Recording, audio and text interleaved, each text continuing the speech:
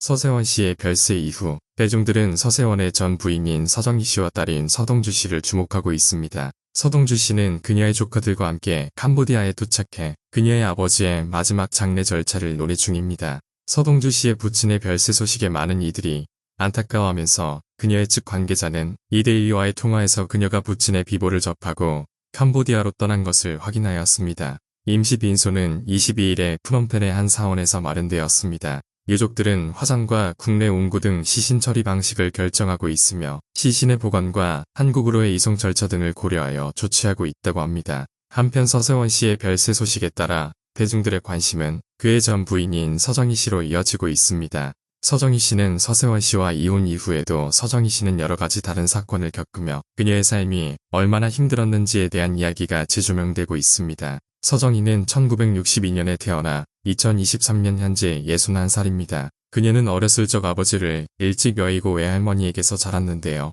고등학생 시절 서정희는 연예인이 되고 싶어 했으며 서세원이 이를 알고 서정희에게 접근하여 성폭력을 가했다고 합니다. 이로 인해 서정희는 임신을 하게 되었으며 당시 사회적 분위기로 인해 여성이 성폭력을 당한 후 임신하면 주변의 시선이 너무나 무서웠다고 합니다. 서정희는 이로 인해 결혼을 하게 되었고 고등학교를 중퇴한 후 연예계 입문을 했다고 합니다. 이러한 이유로 서정희의 최종 학력은 중학교 졸업으로 남아있는 것입니다. 서정희는 모델 활동을 시작한 고등학생 시절부터 20대까지 지속적으로 최고의 모델로 활약하였습니다. 결혼 후에도 여전히 많은 광고주들로부터 러브콜을 받았는데 이는 그만큼 그녀의 외모가 뛰어나기 때문이었습니다.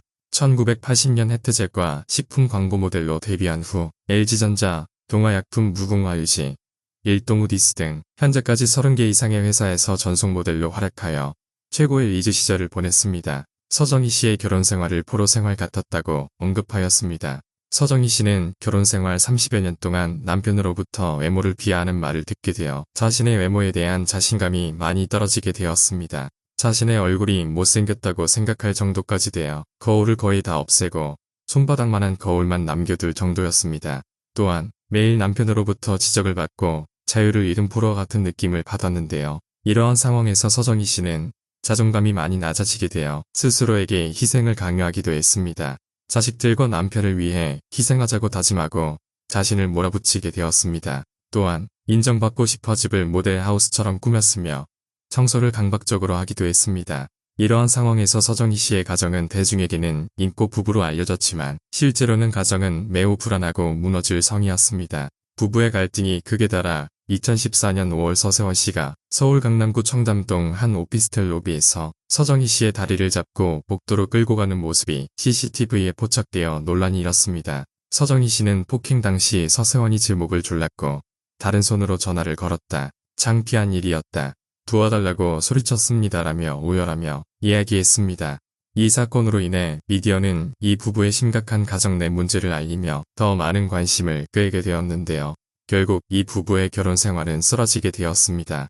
이후 서정희 씨는 이혼을 결정하게 되었습니다. 이후 서정희는 이혼 원인이 자신의 책임이 전혀 없지 않다며 대중들에게는 좋은 부부의 모습을 보여주었지만 내면에서는 반항적인 기질이 숨어 있었다고 말합니다. 그녀는 참았다가 가끔은 대성통곡을 하며 서세원을 괴롭혔고 순종하다가 갑자기 얼음장처럼 차가워지는 모습을 보이며 말을 하지 않았다고 했습니다. 서정희는 남편 서세원과 함께한 32년 동안 사랑이 무엇인지 모르고 결혼을 흉내내며 살았다는 고백을 했습니다. 그녀는 남편을 목회자로 만들어 올곧은 사람으로 변화시키겠다는 허무맹랑한 꿈을 꾸었고 그 심지에 불을 붙이면 바뀔 사람이라는 믿음을 가졌다고 합니다. 그러나 1년, 2년을 버텼으나 기적은 일어나지 않았다고 하며 이제 가면을 벗어던진다는 의지를 밝혔습니다. 그녀는 이혼녀, 엘리베이터 사건의 주인공이라는 꼬리표를 당당하게 받아들이고 있다고 말했습니다. 서정희 씨도 이혼 과정에서 재산 분할 문제에 대해 언급하며 적당한 정도의 양보를 하기로 결정했고 상호간에 서로 좋게 양보할 마음을 갖고 조정을 진행했다고 말했습니다. 당시 조정 기일에 양측 변호인들과 서정희만 참석했으며 서세원은 불참했습니다. 이전에는 대립하던 양측이 1시간가량 이어진 논의 끝에 원만히 합의해 이번 분쟁이 종결됐습니다. 서정희는 그날 조정을 마치고 눈물을 흘리며 어려웠어. 자세한 얘기는 이따가 할게라고 말한 후 대기 중인 차에 올라 법원을 떠났습니다. 한편 최근에 서정희 씨가 충격적인 소식을 전했습니다. 그녀는 유방암에 걸렸는데요. 많은 사람들은 유방암이 상대적으로 예후가 좋은 암이기 때문에 크게 걱정하지 않을 수 있습니다. 하지만 서정희 씨가 이 암을 겪으며 거쳐간 고통스러운 투병 과정을 보면 이 암의 심각성을 더욱 명확하게 이해할 수 있습니다. 서정희 씨는 작년 4월 유방암 초기 진단을 받아 전절제 수술을 받았는데요. 최근에는 4차 항암 치료를 마치고 표적 치료로 전환했습니다. 서정희 씨는 유방암 진단을 받기 전까지는 왜 내가 이런 일을 겪어야 하는 거지?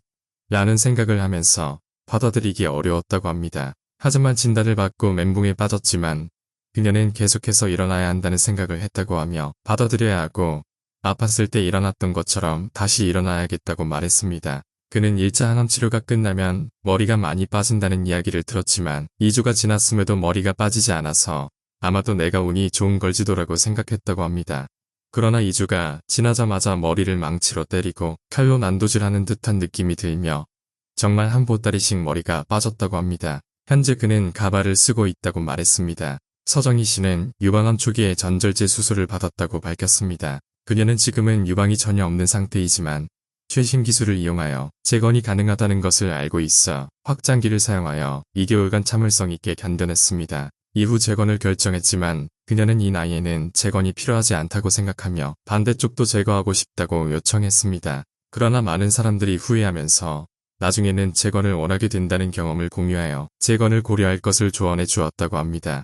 또한 그는 2010년에 왼쪽 가슴에 종양이 생겨 수술을 받았다고 말한 후 그 이후로 6개월마다 검진을 받으라는 권고를 받았지만 따르지 않았다고 고백했습니다.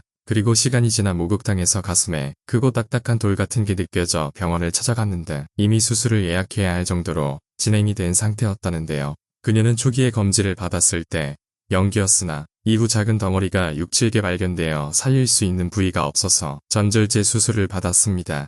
그러나 전이는 일어나지 않았으며 4차 항암 치료까지 진행한 후 현재는 3주에 한 번씩 표적 치료를 받고 있다고 전했습니다.